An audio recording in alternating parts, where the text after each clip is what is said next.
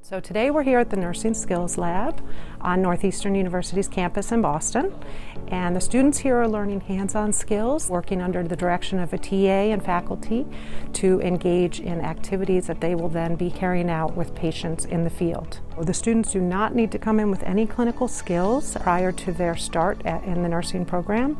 In their second year of the nursing school, they will enter the lab and start doing clinical-based practice and didactic courses. Because the nursing is a skill-based profession, it is very important that the students be able to come here to lab and prepare themselves for going out into the real world. All of the equipment, the mannequins, the supplies, we simulate a real-world experience for these students so that they can have the confidence and believe in themselves to go out and care for patients.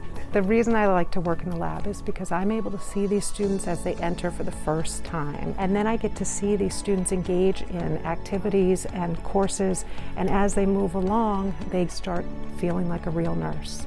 So this lab is a crucial place to learn and engage in these activities so that students can be confident that they can carry them out in the real world.